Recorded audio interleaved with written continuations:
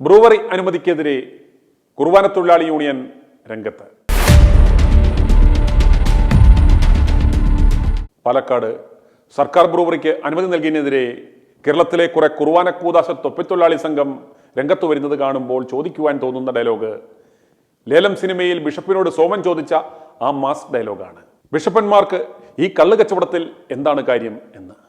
കള്ള് കച്ചവടത്തെക്കാളും മെനകെട്ട കച്ചവടമാണ് ഈ നൈറ്റിയും ഇട്ട് ഇവർ ചെയ്തു കൂട്ടുന്നത്.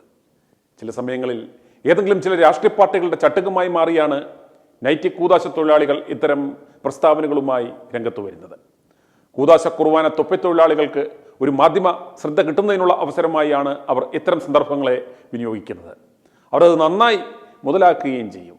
വാർത്ത വരണം എന്നല്ലാതെ ഈ പത്രക്കുറിപ്പിലൊന്നും യാതൊരു ആത്മാർത്ഥതയും കാണുകയുമില്ല.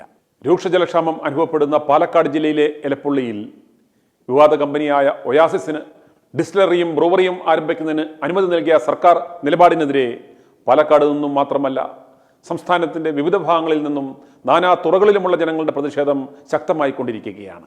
സംസ്ഥാനത്ത് വ്യവസായങ്ങൾ വരണം, എന്നാൽ മദ്യോപയോഗം ആപൽക്കരമായി കൂടിക്കൊണ്ടിരിക്കുന്ന കേരളത്തിൽ വീണ്ടും കുടിവെള്ളം ഊറ്റി മദ്യപ്പുഴ ഒഴുകുക എന്ന ലക്ഷ്യത്തോടെ സർവോന്മുഖ നാശം വിതയ്ക്കുന്ന ഈ എത്തനോൾ നിർമ്മാണ യൂണിറ്റിനെ എതിർക്കുന്നവർക്കൊപ്പമാണ് i2i ന്യൂസും. എന്നാൽ ആത്മീയത പുരട്ടിയ വലിയ ലഹരിയുടെ മൊത്തക്കച്ചവടക്കാർ, അതിൻ്റെ മറവിലും മറ്റ് അനേകം കച്ചവടങ്ങളും ചൂഷണങ്ങളും നടത്തുന്നവരുടെ മുതലക്കണ്ണീറാണ് ഇന്നത്തെ നമ്മുടെ പ്രതിപാദ്യ വിഷയം. ഡിസ്റ്റിലറികളിൽ ഉൽപ്പാദിപ്പിക്കുന്ന മദ്യത്തെക്കായാലും വീര്യം കൂടിയ കപട ആത്മീയ ലഹരിയുടെ മറവിൽ ഇവർ ചെയ്യുന്ന കച്ചവടങ്ങൾ മദ്യക്കച്ചവടത്തെക്കാൾ ആപൽക്കരമാണ്.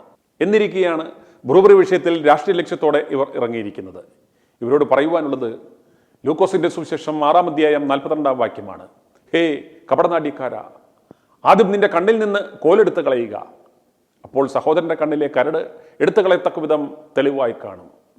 നിലയ്ക്കൽ എക്യുമെനിക്കൽ മൂവ്മെന്റ് എന്ന ക്രൈസ്തവ സംഘടനകളുടെ കൂട്ടായ്മയുടെ പ്രസിഡന്റും മാർത്തോമാ സഭയുടെ അധ്യക്ഷനുമായ Theodosius മെത്രാനും vice president Joshua Ignatios എന്ന മലങ്കര കത്തോലിക്ക സഭയുടെ മെത്രാനും കത്തോലിക്ക സഭയുടെ പാലക്കാട് രൂപതാ ബിഷപ്പ് പീറ്റർ കൊച്ചുപുരയ്ക്കലും ഒക്കെയാണ് ബ്രൂവറിക്കെതിരെ പ്രതിഷേധവുമായി ഇപ്പോൾ ഇറങ്ങിയിരിക്കുന്നത്.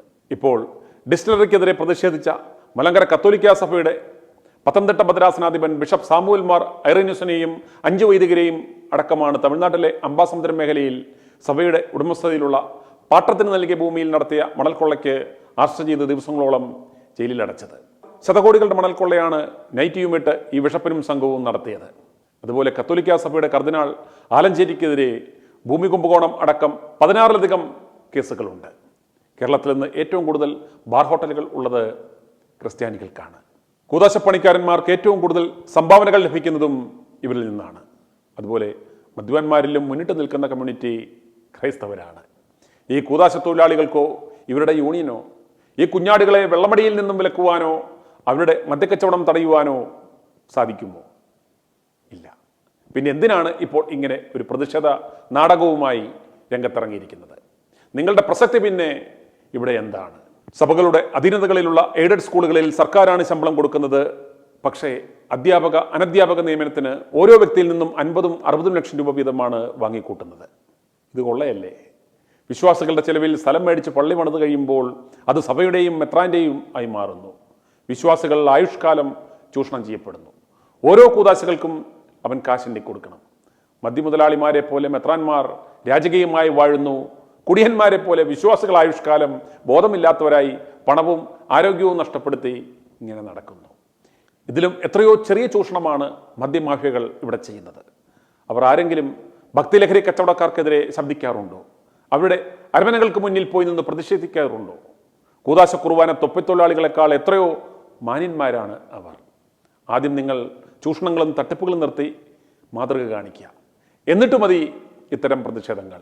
അല്ലെങ്കിൽ നാട്ടുകാർ വിളിച്ചു പറയും, ഡേയ് മെത്രാന്മാരെ, ഉപദേശവും ഊഞ്ഞാലാട്ടും ഒരുമിച്ച് വേണ്ട എന്ന്.